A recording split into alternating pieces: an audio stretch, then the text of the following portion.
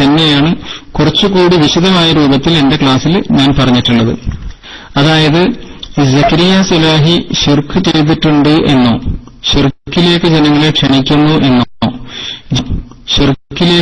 ക്ഷണിക്കുന്നു എന്നോ, ജിന്നുകളോട് വിളിച്ച് പ്രാർത്ഥിക്കണം എന്നോ, പ്രാർത്ഥിച്ചാൽ പ്രശ്നമില്ല എന്നോ, പ്രാർത്ഥിച്ചാൽ ഷിർക്കല്ല എന്നോ സക്കരിയ സുലാഹിക്കോ അദ്ദേഹത്തിന്റെ കൂടെ നിൽക്കുന്നവർക്കോ അബ്ദുൽ ജബ്ബാർ മൗലവിക്കോ വാദമുണ്ട് എന്ന് KNM പറയുകയോ വാദിക്കുകയോ ചെയ്യുന്നില്ല എന്നുള്ളത് ആ ഒരു വസ്തുത ഞാൻ മനസ്സിലാക്കിയത് KGMന്റെ നേരത്തെ പറഞ്ഞ ഔദ്യോഗിക വിശദീകരണ യോഗത്തിൽ നിന്ന് തന്നെയാണ്.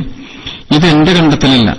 KNMന് അങ്ങനെയുള്ള ഒരു വാദമുണ്ടെന്ന് തെറ്റിദ്ധരിച്ചിട്ടുള്ളവര് തീർച്ചയായിട്ടും അത് തിരുത്തേണ്ടതാണ്. ഇത് തന്നെയാണ് KNM പറയുന്നത്. ഇങ്ങനെ KNM പറയുന്നതിനാണ് അത് ശിർക്കാരോപണമാണ് എന്ന് ആളുകൾ പറഞ്ഞു നടക്കുന്നത്. അല്ലാതെ സക്കരിയ സുലാഹിയോ അബ്ദുൽ ജബ്ബാർ മൗലവിയോ അവരുടെ കൂടെ നിൽക്കുന്നവരോ ഷിർക്ക് ചെയ്തെന്നോ ജിന്നുകളെ വിളിച്ച് പ്രാർത്ഥിക്കുന്നവരാണെന്നോ KNMന് വാദമില്ല. അങ്ങനെയെങ്കിലല്ലേ അത് ശിർക്കാരോപണമാകൂ. ഇത്രയും കാര്യങ്ങളാണ് ആ ക്ലാസ്സിൽ ഞാൻ വിശദീകരിച്ചത്. അതിനാൽ KNM പറയുന്നത് ശിർക്കാരോപണമോ ഞാൻ പറയുന്നത് ഉരുൾപൊട്ടലോ അല്ല എന്ന് നിങ്ങൾ തിരിച്ചറിയുക.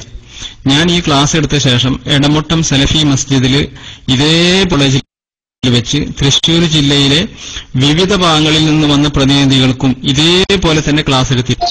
KNM നേതാക്കളിൽപ്പെട്ട ഒരാളും എന്നോട് പറഞ്ഞിട്ടില്ല നീ പറഞ്ഞത് KNMന്റെ വാദമല്ല, അവർ ശിർക്ക് ചെയ്യുന്നവരാണ്, അവർ ജിന്നിനോട് വിളിച്ച് പ്രാർത്ഥിക്കുന്നവരാണെന്ന് ഒരാളും ഇതേവരെ എന്നോട് പറഞ്ഞിട്ടില്ല.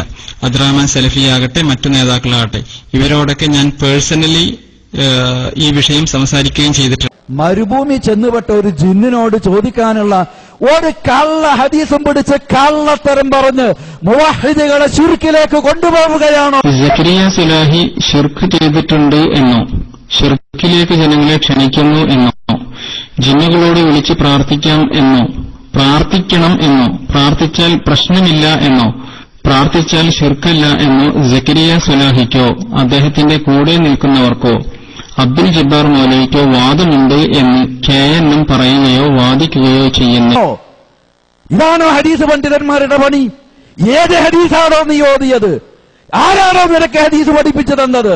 മരുഭൂമിയിൽ പോയ ജിന്നിനോട് ചോദിക്കണമെന്ന് എവനാണോ നിന്നെ പഠിപ്പിച്ചത്? ആരാ നിനക്ക് ഹദീസ് പഠിപ്പിച്ചത്? ആ മുഹദ്ദിസിനെ കൊണ്ടുവാ ഇങ്ങോട്ട്. ഇത് ബോധ്യപ്പെടാത്തതിന്റെ അടിസ്ഥാനത്തിൽ പല ആളുകളും പല രൂപത്തിൽ അങ്ങോട്ടും ഇങ്ങോട്ടും പ്രതികരിച്ചിട്ടുണ്ട്. ആ പ്രതികരണങ്ങളൊക്കെ തന്നെ നമ്മൾ അതിൽ നിന്ന് തൗബ ചെയ്യുക തന്നെ വേണം. ഏതെങ്കിലും ഒരു സഹോദരനെ കുറിച്ച് അവൻ മുശ്രിക്കാണ് എന്ന് നമ്മൾ പറഞ്ഞിട്ടുണ്ട് എങ്കിൽ നമ്മൾ തൗബ ചെയ്യുക തന്നെ വേണം. കാരണം അദ്ദേഹം അത് ശിർക്ക് ചെയ്തിട്ടില്ല എങ്കിൽ അത് വളരെ ഗുരുതരമായ ആരോപണമാണ്.